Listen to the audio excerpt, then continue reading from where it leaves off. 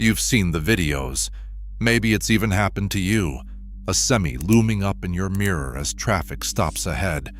Or the dashcam clips of a big rig plowing straight into a wall of stopped cars, unable to slow down in time. And the reaction is always the same. The driver must have been asleep, texting, reckless. Here's the thing, very often that truck simply could not stop.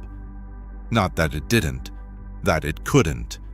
By the plain, unforgiving laws of physics, a fully loaded truck at highway speed needs the length of 2 football fields to come to a complete halt. And in that moment, it did not have 2 football fields.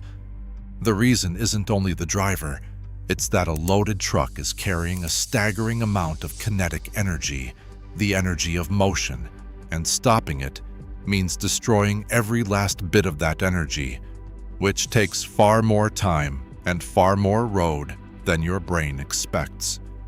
By the end of this, you'll understand why even a perfect, wide-awake driver loses nearly 50 feet before the brakes even bite, why the same physics that shreds tires and drops bridges makes a truck deadly to cut off, and why the single most dangerous thing you can do on a highway is one people do every single day.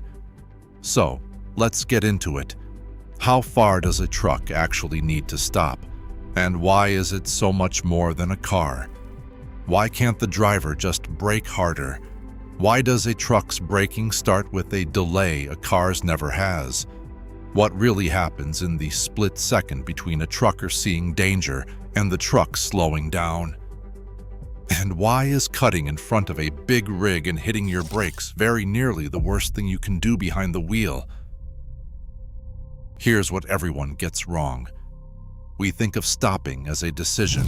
You see danger, you hit the brakes, you stop. For a car, that's basically true. But a loaded truck is not just a bigger car. It's a fundamentally different physics problem, and it comes down to one thing: kinetic energy. Anytime something moves, it stores energy, and to bring it to a stop, every bit of that energy has to be destroyed, converted into heat inside the brakes. Here's the brutal part. That stored energy depends on 2 things: how heavy the object is and how fast it's going. A fully loaded semi is 20 to 30 times heavier than your car. So even at the exact same speed, it is carrying 20 to 30 times the energy that its brakes have to kill. The brakes aren't weak. They are being asked to destroy an ocean of energy through a few small patches of hot metal, and that simply takes distance. The truck isn't refusing to stop. It's obeying physics a car driver never has to feel. So let's look at the actual numbers, because they're worse than most people guess. According to federal figures, a normal car traveling at 65 miles per hour needs about 300 feet to stop, roughly the length of 1 football field. A fully loaded 80,000-pound truck at that same 65 miles per hour needs somewhere between 525 and 600 feet, nearly 2 football fields, about 200 yards. That is around 66% farther than the car, at the exact same speed. And here's where it turns vicious. That stored energy does not grow evenly with speed, it grows with the square of the speed. So a small bump in speed is a big jump in stopping distance. Roughly double the speed and you quadruple the energy and the distance. That is why speeding in a loaded truck is far, far more dangerous than speeding in a car. Now for the part almost no car driver knows about. A car has hydraulic brakes. You press the pedal and fluid instantly pushes the pads against the wheels, so braking begins almost the same instant your foot moves. A big truck does not work that way. A truck has AIR brakes, and when the driver hits the pedal, compressed air has to build up and travel through a system that spans the entire length of the truck and trailer before the brakes actually clamp down. That takes about half a second.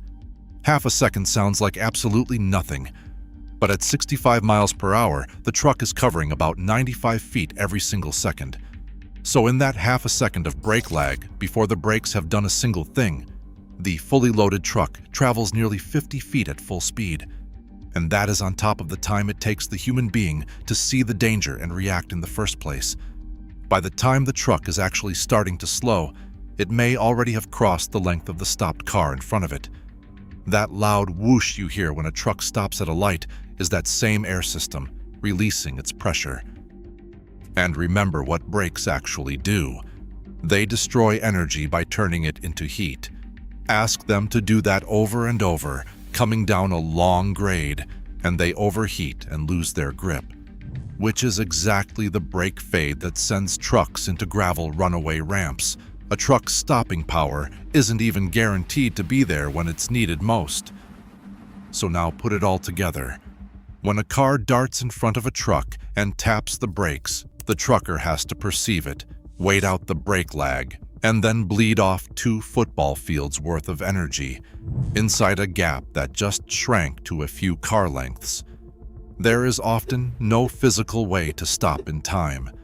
The car didn't just annoy the trucker, it stepped into the one place where physics cannot save either of them.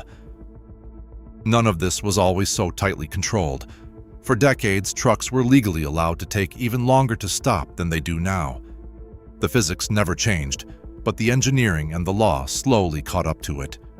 As the highways filled with heavier and faster trucks, the crashes piled up, and in 2009, the government finally tightened the braking standard, forcing a loaded tractor trailer to stop from 60 miles per hour in a dramatically shorter distance than before, roughly a 30% improvement. Regulators estimated that one single rule would save more than 200 lives every year. That is how deadly the gap had been. It is also why brake problems sit right at the very top of the list of causes of truck crashes, and why a truck's brakes get inspected so obsessively every time it rolls across a weigh station scale. The 3-second following rule, the stay out of my blind spot signs, the if you can't see my mirrors, I can't see you stickers, all of it exists because of this one unforgiving fact about energy and distance. And once you understand it, you start noticing it everywhere. That hiss of air when a truck stops at a red light is the air brake system you just learned about. Those tragic dashcam clips of trucks unable to stop for stopped traffic usually aren't mysteries of terrible driving. They're physics that ran out of road. The reason you were taught to never cut in front of a truck and brake, and never to sit right in front of one, is this exact energy and lag problem, and knowing it might genuinely save your life someday. And it's the same energy this entire channel keeps circling back to. The runaway ramp catches a truck whose brakes lost their fight with that energy. The Jake brake throws that energy out through the exhaust to help hold the truck back. The gravel bed, the engine brake, the 2 football fields, they are all the same single story. A loaded truck stores a monstrous amount of energy, and every bit of it has to go somewhere before the truck can stop. And if a truck seems bad, consider a freight train, which can need a mile or more to stop for the very same reason, just scaled up. A truck isn't slow to stop because it's clumsy. It's slow to stop because it's carrying more energy than your intuition can picture. The uncomfortable truth is that no amount of skill fully beats this. A perfectly rested, alert, expert trucker with flawlessly maintained brakes still cannot stop a loaded rig in a car's distance. It's physically impossible. That is why so much of real truck safety isn't about the emergency stop at all. It's about never needing one, following far back, reading the road a quarter mile ahead, anticipating instead of reacting. And it cuts both ways, because a huge share of car versus truck deaths happen when a car treats a truck as if it could stop like a car. In that instant, the trucker's brake lag and stopping distance become the car driver's problem. Respecting the physics is not the trucker's job alone. It belongs to everyone who shares a road with 80,000 pounds of moving energy. The real fix, though, is finally arriving, and it is aimed straight at the delay.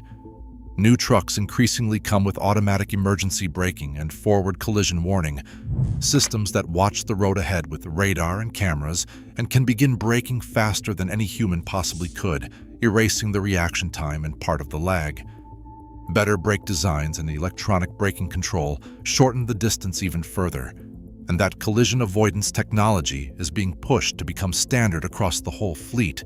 precisely because engineers understand that a person cannot outreact physics, but a computer can shave off the fractions of a second that decide whether 2 football fields is barely enough. The truck will always carry the energy. The goal now is simply to start killing it a heartbeat sooner. So the next time a semi is looming in your mirror, or traffic slows in front of one, you'll understand what's really happening.